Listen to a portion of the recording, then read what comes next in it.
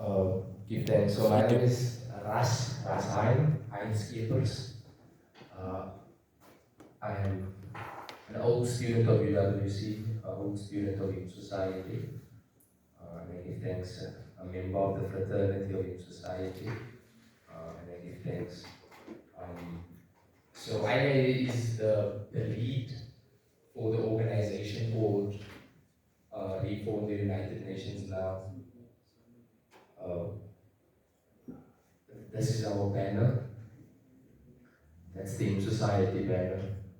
So I'm going to move just as I can cite some of the objectives of the banner.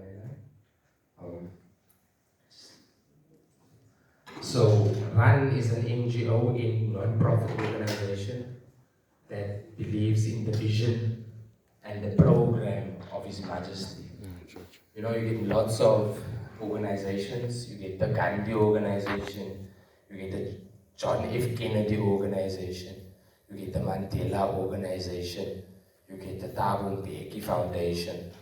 And when you ask them what is their mandates, they will tell you no, they are implementing the values and the ethics and the ideas and the ideals of this man, this icon. So we as the RUNN, which is Reform the United Nations now, we are implementing the program, the vision and the ideas that His Majesty had for the global architecture of global governance. So His Majesty told Empress Zodito that we must join the League of Nations. So Empress Zodito gave him the commission, give him the permission to continue to make sure Ethiopia, Abyssinia is part of the League of Nations. You know, then from there, League of Nations, fascism, Mussolini, he don't care about the laws of the League of Nations that says no, all members of the League of Nations must be defended, no matter how small they are or whatever. Then Mussolini say, no, Ethiopia is uncivilized, I must go civilize them.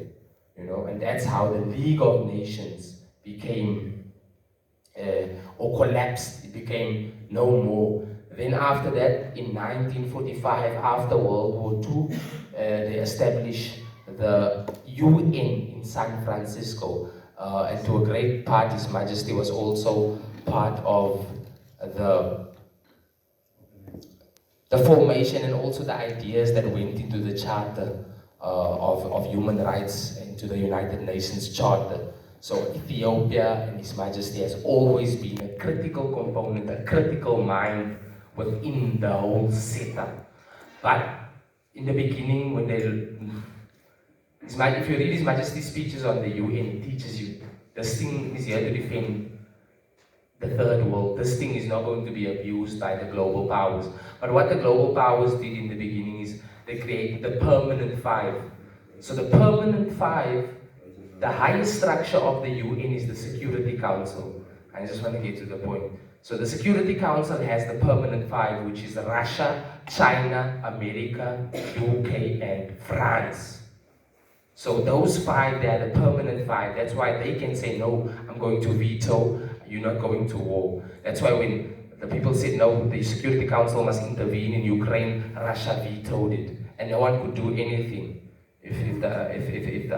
So the permanent five needs to be reformed.